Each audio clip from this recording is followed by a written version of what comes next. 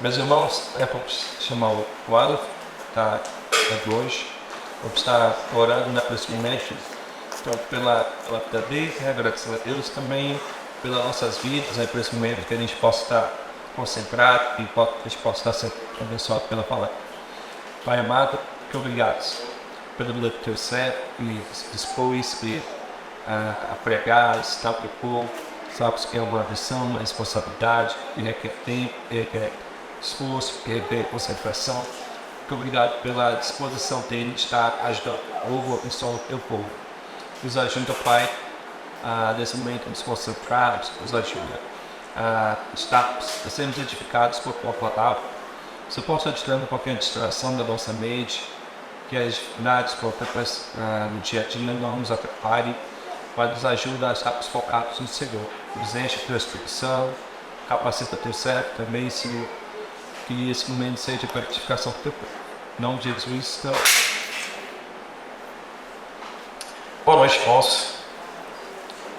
Todo mundo já com a Bíblia aberta, né? Nós estamos numa série em 2 Timóteo. Os irmãos já acompanharam, né, a exposição do capítulo do versículo 1 ao versículo 7. Hoje a gente tem a missão de continuar essa exposição, né, agora do versículo 8 ao versículo 12. Mas antes eu vou orar novamente, para que a gente possa então ler o texto. E no decorrer da exposição a gente vai voltar ao texto, né, porque na medida que a gente vai desenvolvendo os pontos, a gente volta ao texto para reforçar as ideias que Paulo então traz aqui para a gente. Oremos. Pai, nós somos gratos ao Senhor porque o Senhor realmente é bom. O Senhor, em nome de Jesus, esteja abençoando esse momento, que a Tua palavra aqui é viva, que é eficaz, que penetra, Deus, em nosso coração, que é capaz de distinguir, Deus, as nossas intenções. O Senhor, Jesus, esteja usando essa palavra para mudar o nosso coração, para falar, Deus, aquilo que o Senhor necessita falar a nós, e que nós possamos, ó Deus, como servos, estar atentos à voz do Senhor. Assim nós oramos em nome de Jesus. Amém. Irmãos, 2 Timóteo 8 a 12. Eu vou ler aqui. Diz assim a palavra do Senhor: Portanto, não se envergonhe de testemunhar do Senhor, nem de mim que sou prisioneiro dele, mas suporte comigo os sofrimentos pelo Evangelho, segundo o poder de Deus que nos salvou, que nos chamou com santa vocação, não em virtude de nossas obras, mas por causa da sua própria determinação e graça. Essa graça nos foi dada em Cristo Jesus desde os tempos eternos, sendo agora revelada pela manifestação do nosso Salvador Jesus Cristo. Ele tornou inoperante a morte e trouxe à luz a vida e a imortalidade por meio do Evangelho. Deste Evangelho eu fui constituído pregador, apóstolo e mestre. Por essa causa também sofro, mas não me envergonho, porque sei em quem tenho crido, e estou bem certo de que Ele é poderoso para guardar o meu depósito até aquele dia. Amém? Os irmãos já tiveram uma introdução, né, acerca da carta de 2 Timóteo. A gente vê que a carta de 2 Timóteo ela é uma carta eminentemente exortativa, né? Alguns autores chegam a dizer até que é uma espécie de testamento, né? O que torna ela uma carta muito especial, principalmente porque ela retrata os últimos dias do apóstolo Paulo, né? E por que testamento? Né? Porque seria tipo as últimas palavras de sabedoria que um mestre transmite ao seu discípulo. Então, Timóteo, com certeza, leria essa carta com muita atenção, né? São as últimas palavras do apóstolo. E, certamente, nessas palavras, estaria muitas exortações. Tanto que o texto de 2 Timóteo, se você for ler, ele tem muito imperativo, né? Paulo fala a Timóteo: pregue a palavra, ensine a palavra, não se vergonhe. São ordens, né? Então Paulo está exortando Timóteo acerca desses dias que iriam se seguir, né? Então, no capítulo 1, só para rememorar, irmãos, da exposição passada, a gente tem algumas informações importantes que serão úteis, né, para o decorrer do texto, capítulo 8, do versículo 8 ao versículo 12. Primeiro, a gente viu que no endereçamento, lá o Tiago deixou isso bem claro, que não é qualquer pessoa que está falando, é o apóstolo Paulo, né? E não é também a qualquer pessoa, é uma pessoa específica, Timóteo. E nos decorrer dos versículos fica claro também que eles dois têm um relacionamento de longa data, né? São pessoas que trabalharam juntos, né? Timóteo chegou a ser chamado de cooperador de Paulo, né? Trabalhou muitos anos nas viagens missionárias, foi útil ao ministério. Então, existia ali um relacionamento de intimidade. Paulo rememora que ele também, assim como os antepassados dele, tinha uma consciência limpa, né? Servia a Deus com uma consciência limpa, e enfatizando que ele não é o primeiro, né? Existiam outros antes dele, né? Que também serviram ao Senhor. E Paulo também traz algumas palavras sobre Timóteo, e essas palavras são importantes, porque no versículo 8, você pode notar que ele começa com portanto. Então ele remonta às ideias que ele trouxe anteriormente. E ele trouxe basicamente 3 ideias. Primeiro, ele testifica que a fé de Timóteo não é uma fé qualquer, mas uma fé verdadeira. Timóteo, ele tinha uma fé verdadeira. Paulo, com certeza, conviveu muito tempo com Timóteo, e ele pôde testificar isso, que Timóteo tinha uma fé verdadeira, né? Uma fé que foi ensinada pela sua avó Lloyd, né? Foi ensinada ali também pela sua mãe. E Timóteo também não é o primeiro ali, né? Não, já existe toda os antepassados, né? Na ascendência dele, essa fé já existia, e essa fé também foi transmitida. E outra coisa muito interessante também que Paulo fala acerca de Timóteo é que em Timóteo habita o dom do Espírito de Deus, habita o dom de Deus para o ministério. E logo em seguida também ele fala a Timóteo, encorajando, né? Falando para Timóteo de que Timóteo, nele não habitava um espírito de covardia, né? Pelo contrário, em Timóteo habitava um espírito de coragem, porque era o Espírito de Deus, e o Espírito de Deus é um espírito de poder, de amor e de equilíbrio. Então, só isso que eu gostaria de rememorar da exposição passada, dos versículos antecedentes. E agora sim a gente entra no nosso texto propriamente dito. Mas antes, algumas considerações gerais também aqui, que vai facilitar a nossa compreensão. Como eu já mencionei, se tratava dos últimos dias do apóstolo Paulo, né? Então eram as últimas palavras escritas dele. Não existia, ao contrário da prisão anterior, em que foi uma prisão em decorrência de perseguição dos judeus, Paulo agora estava sendo perseguido não mais pelos judeus. Paulo estava sendo perseguido pelo próprio Império Romano. E essa segunda prisão dele, você vê e fica claro no texto de que ele não tem expectativa nenhuma de voltar com vida, de sair de lá, né? Ele não tem mais essa expectativa. Então é por isso que ele tem até um certo tom de urgência em chamar Timóteo a vê-lo, né? Porque a situação já meio que, ele já falou que ali o final da carreira dele já estava próxima, né? Então ele caminha essas palavras a Timóteo com um certo tom de urgência. E é interessante que a gente pode trazer essa ideia para o capítulo 1, ainda do versículo 8 ao versículo 12, o que Paulo fala em 2 Timóteo 3,12. Ele traz um resumo acerca dessa passagem na minha concepção. Ele diz assim, de fato, em 2 Timóteo 3,12: todos os que desejam viver piedosamente em Cristo Jesus serão perseguidos. De fato, todos os que desejam viver piedosamente em Cristo Jesus serão perseguidos. Não é uma suposição, uma hipótese. Todos aqueles que desejam seguir Jesus seriamente, com fidelidade, serão perseguidos. Então, o cenário não era nada bom, né? O cenário, pelo contrário. Agora, Paulo estava diante de uma situação em que a crise, né, a perseguição, agora ela era institucional. Ela era através do Império Romano. Então, é por isso que Paulo fala que a Ásia, aquela região aí da província da Ásia, abandonaram ele, né? No momento de perseguição ali, é muito comum que as pessoas fujam, né?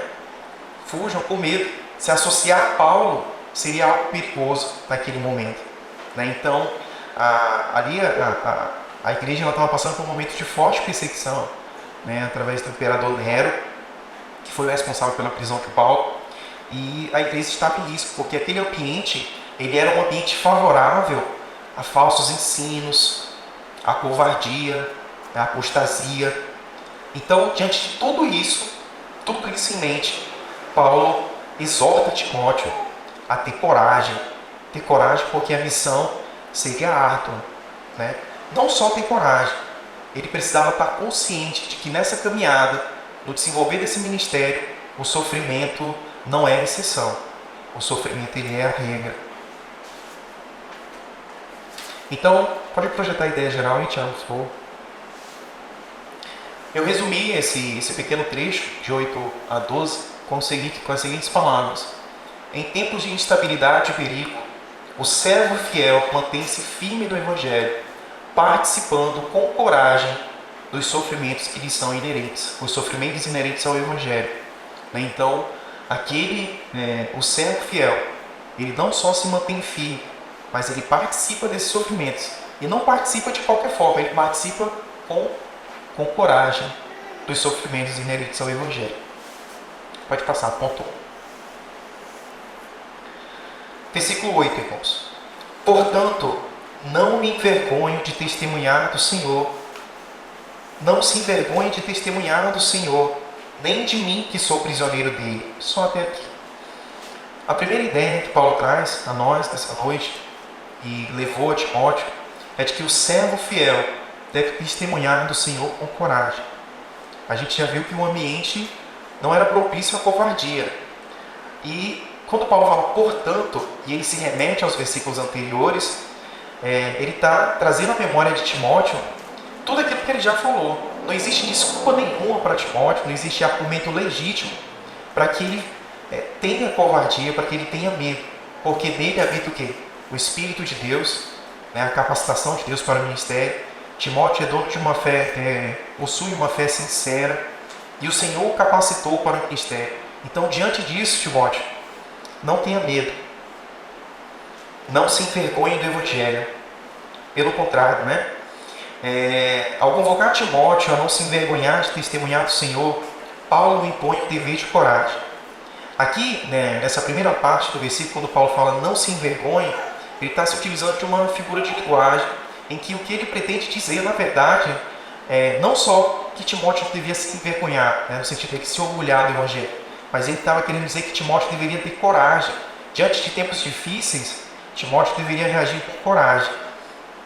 Então, naquele momento não havia espaço para espírito de covardia. A despeito da ordem negativa, o não se envergonhe, o que se espera do jovem pastor são ações concretas inerentes ao testemunho do nosso Senhor. Então, o que Paulo espera, eu acredito que a expectativa dele diante dessa primeira parte da carta, ao Timóteo ler, eu acho que ele espera que Timóteo esteja reanimado, que ele realmente reavive o espírito, o fogo lá do chamado dele, como o Tiago expôs na primeira parte do capítulo 1. Se Paulo chama Timóteo a não se envergonhar, certamente Timóteo tem uma tendência à timidez, e isso fica claro nas cartas de Paulo, e fica claro também no texto de 2 Timóteo. Não que seja algo específico de Timóteo, mas Timóteo também tinha essa tendência à timidez.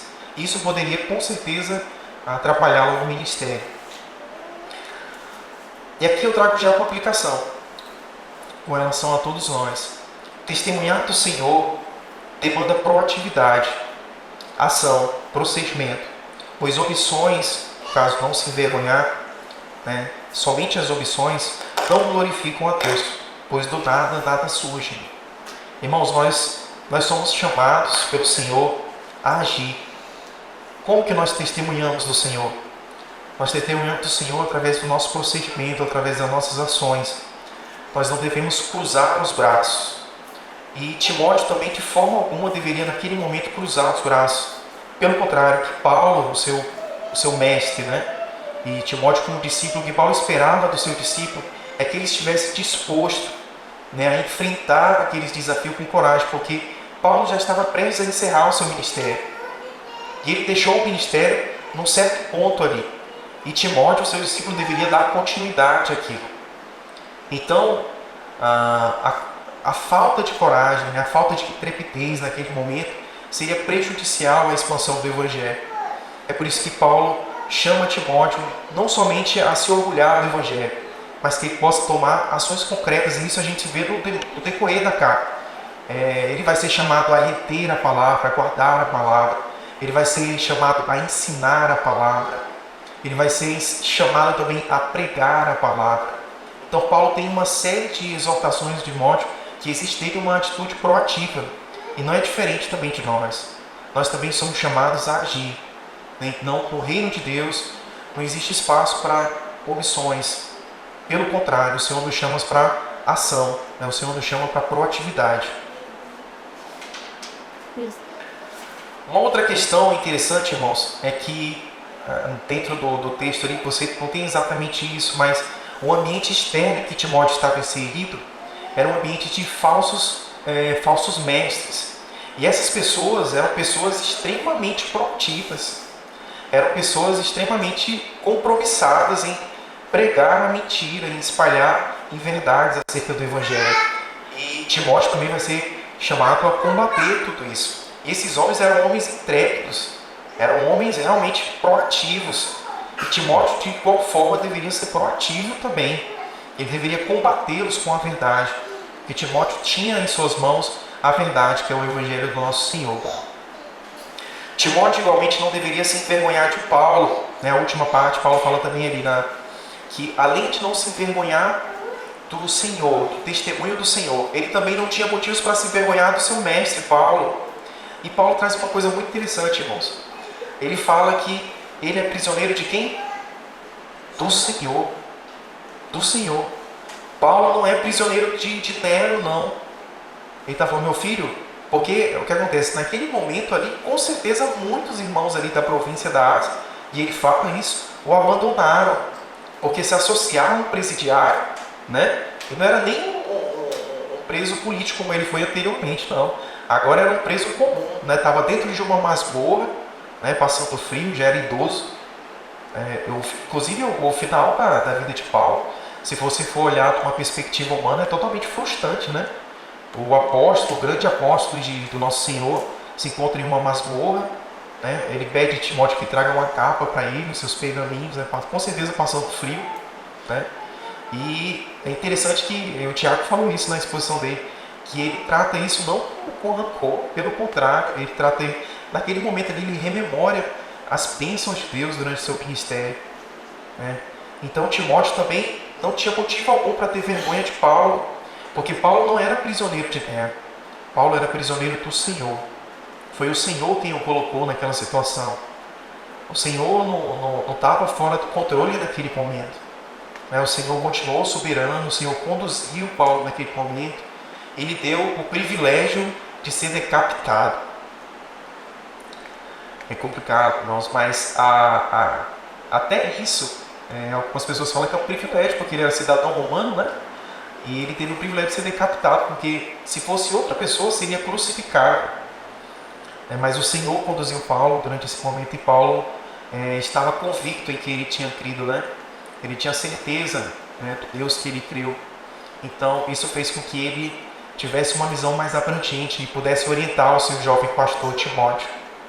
Então Timóteo não tinha também nenhuma razão para ter vergonha de Paulo, né? Porque Paulo não é prisioneiro de Nero, Paulo é prisioneiro do Senhor. Aí mais uma aplicação, irmãos. Em tempos de hostilidade à fé, por que a covardia é tão perigosa? Aí vem a pergunta, né? Será que a gente não vive tempo de hostilidade à fé? Será que hostilidade à fé é só uma perseguição institucional? Eu acredito que não. A palavra de Deus está sendo bombardeada todos os dias. E o Senhor confiou a nós a missão de levar o seu Evangelho, de combater a mentira com a verdade que Ele nos ensinou, que Ele nos transmitiu. Então, nós vivemos sim tempos de hostilidade à fé. Qual a postura que Deus espera de nós em prol do seu testemunho? Eu acredito que ficou claro nos pontos anteriores. O Senhor espera de nós, irmãos, proatividade. Porque nós somos tentados a ficar calados, né? Nós somos tentados a cruzar os braços. Nós falamos assim, não, a situação não vai melhorar com a minha pregação, não vai melhorar com a minha fala, eu não tenho como interferir nesse cenário tão caótico que é o mundo hoje. Mas se todos nós pensássemos assim, né, o Evangelho com certeza não teria progresso. O Evangelho ele tem progresso porque homens e mulheres corajosos, né, têm como missão realmente combater as mentiras com a verdade que o Senhor nos deu. Então nós somos chamados não a cruzar os nossos braços, nós somos chamados a agir.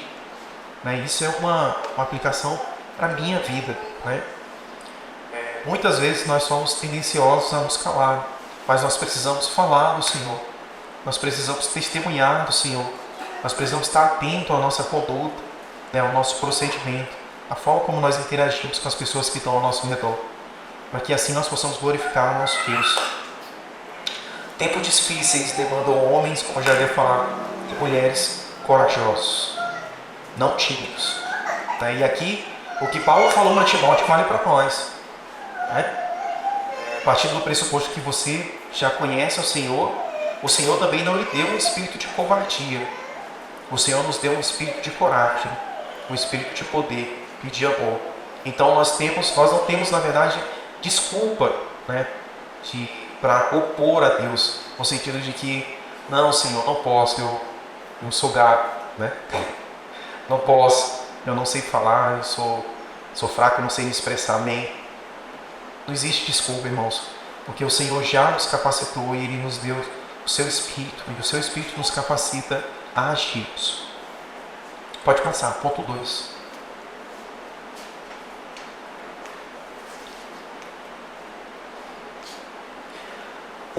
O servo fiel participa dos sofrimentos do Evangelho.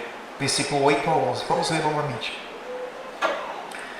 Portanto, não se envergonhe de testemunhar do Senhor, nem de mim, que sou prisioneiro dele, mas suporte comigo os sofrimentos pelo Evangelho, segundo o poder de Deus. E aqui Paulo traz uma síntese do Evangelho, uma síntese lindíssima, que nos salvou, o poder de Deus que nos salvou e nos chamou com uma santa vocação, não em virtude de nossas obras, mas por causa da sua própria determinação e graça.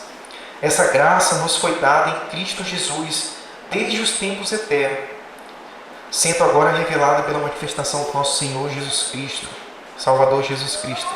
Ele tornou inoperante a morte e trouxe à luz a vida e a imortalidade por meio do Evangelho. Desse Evangelho foi constituído pregador, apóstolo e mestre. Uma coisa que me chama a atenção aqui, com certeza de todo leitor atento, é que o poder de Deus, não as nossas forças, mas o poder de Deus, nos capacita para o sofrimento. O sofrimento, como eu já mencionei, fica claro que não é algo específico de Timóteo e de Paulo. Assim como Paulo sofreu, Paulo está preparando o seu discípulo também para o sofrimento, ele precisa estar consciente de que ele vai sofrer, nós também vamos sofrer, irmãos, pelo Evangelho. Mas em momentos de sofrimento, nós precisamos estar convictos de que é o poder de Deus que nos capacita para suportar o sofrimento. Então Paulo traz uma síntese do Evangelho, né? Reforçando que o Evangelho, o que fica evidente é que o Evangelho, inclusive ele já fala isso em nas outras cartas dele, é o poder de Deus, né? É o poder de Deus para a salvação de todo aquele que crê. E ele traz um encadeamento de ideias que você vai vendo a progressão, né? O poder de Deus que nos salvou da nossa verdadeira morte, né? E eu falo verdadeira morte porque nós sabemos que a verdadeira morte não é a morte física, né? A verdadeira morte é a morte eterna. E o Evangelho, dentro daquilo que se propõe a nos dar como resultado, ele traz o que? Vida. Né? Ele torna inoperante a morte. E não só isso, ele não para aí. Ele não tornou só inoperante a morte, mas ele trouxe a vida eterna, a imortalidade. O poder de Deus com base na justiça de Cristo, não em nossas obras, né? Ou seja, a tese não conhecida de Paulo, né? De que da justificação pela fé, que é tema, por exemplo, da carta aos Efésios, né? Nos tornou participantes no reino de Deus por sua própria determinação e graça. Ele nos chamou com santa vocação. Que graça é essa? Né? Quais são os efeitos dessa graça? E ele vai e menciona que a graça é Jesus Cristo. Jesus Cristo foi quem tornou inoperante a morte e possibilitou a imortalidade. Esse é o efeito do Evangelho, irmãos. E o que fica claro, e com certeza que Paulo está tentando transmitir a Timóteo, e Timóteo não é ignorante quanto a isso também. Essa verdade, tomando posse dessa verdade, Timóteo teria plena capacidade de agir, de fazer aquilo que lhe foi designado pelo Senhor. Porque Timóteo não está à mercê das circunstâncias, né? Timóteo ele trabalha para um propósito muito maior. Timóteo trabalha para um Deus que tornou inoperante a morte, não a morte física, mas a morte espiritual. Nós ainda morremos fisicamente, mas existe uma segunda morte, que é a morte espiritual. E através do nosso Senhor Jesus Cristo, que é a graça do Evangelho, nós tivemos esse efeito neutralizado. Agora nós não estamos mais sujeitos à morte eterna, porque o Senhor nos possibilitou a vida. Ele não parou só não tornou inoperante a morte, não, mas Ele trouxe também à tona a imortalidade através da fé, né? Paulo deixa evidente que essa salvação não é por meio de obras, né? Mas tão somente pela graça do nosso Senhor, que nos chamou. Daí eu fiz aqui uma aplicação, né, que mais no sentido de uma consideração. Será que existe algo, irmãos, que deveríamos temer no desempenho do ministério designado por Deus, diante do Evangelho, diante daquilo que o Senhor nos proporcionou? Existe algo no presente, né, no momento em que você está vivendo, que torne, como eu posso dizer, existe algo que deveríamos temer, algo que possa lhe causar temor de fazer aquilo que o Senhor designou? E aqui eu rememoro o trecho de Romanos 8, versículo 35 a 39. Quem nos separará do amor de Cristo? Será a tribulação, angústia ou perseguição? Será fome? Será nudez, ou perigo, ou espada? Como está escrito: por amor de ti enfrentamos a morte todos os dias. Somos considerados ovelhas destinadas ao matador. Mas em todas estas coisas somos mais que vencedores por meio daquele que nos amou. Pois estou convencido de que nem a morte, nem a vida, nem anjos, nem demônios, nem o presente, nem o futuro, nem quaisquer poderes, nem altura, nem profundidade, nem qualquer outra coisa na criação será capaz de nos separar do amor de Deus que está em Cristo Jesus, nosso Senhor. Diante de tudo isso, irmãos, não existe desculpa para temer, né?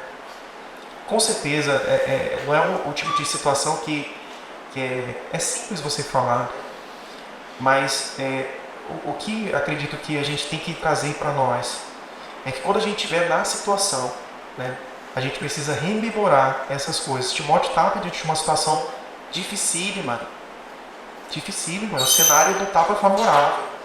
Pelo contrário, Paulo termina o seu ministério, irmãos, vendo pessoas abandonando a fé.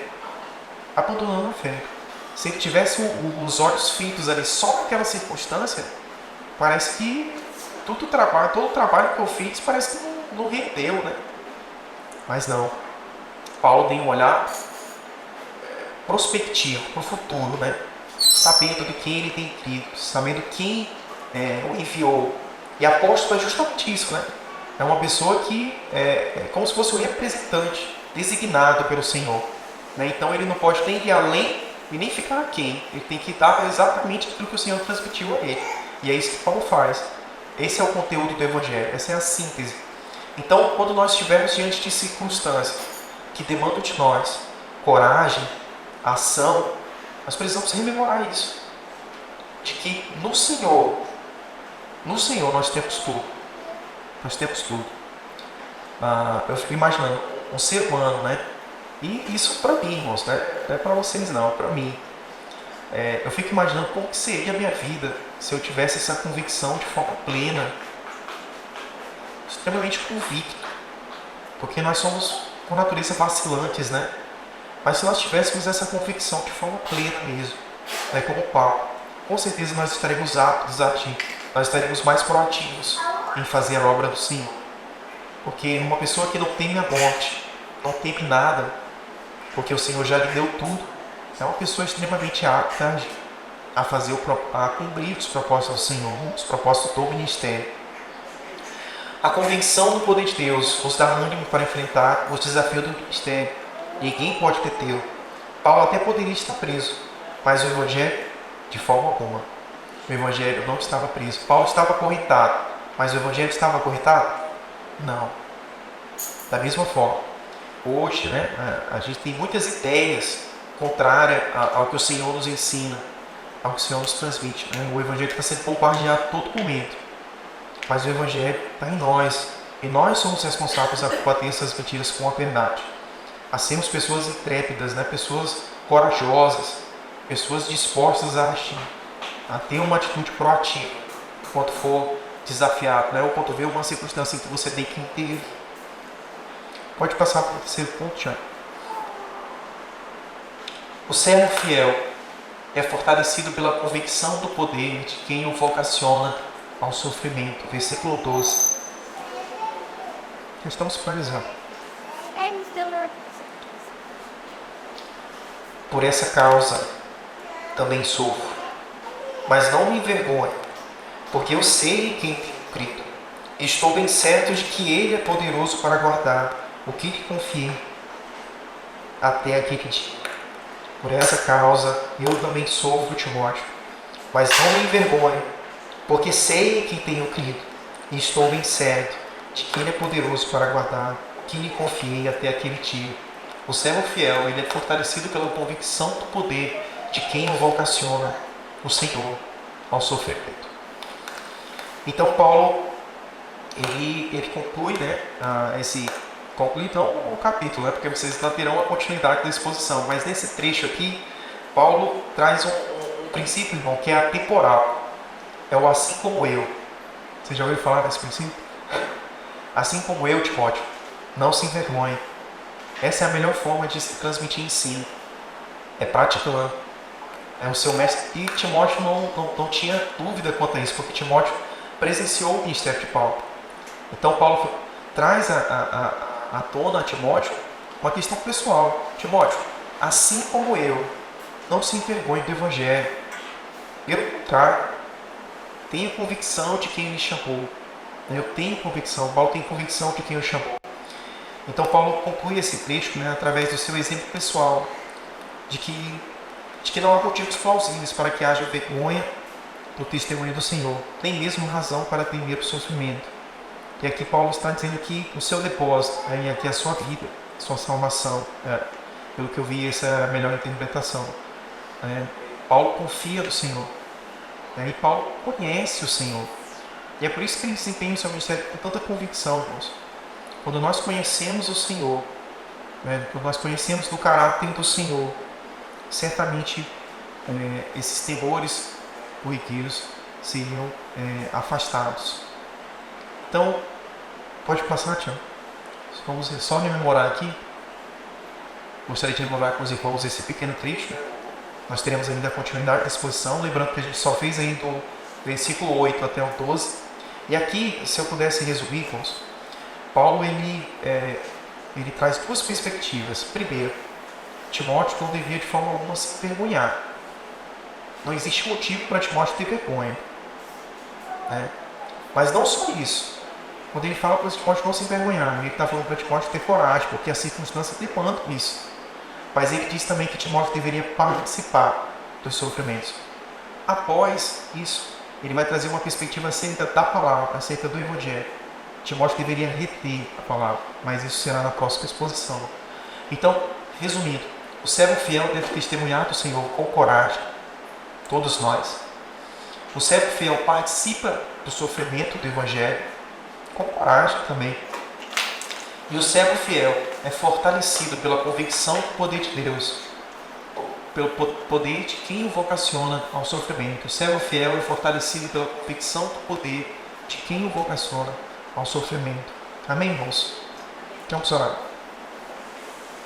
Pai, nós agradecemos ao Senhor por esse momento que o Senhor conduziu, Pai, que o Senhor com certeza falou aos nossos corações através da Tua palavra. Tua palavra, Deus, realmente é suficiente.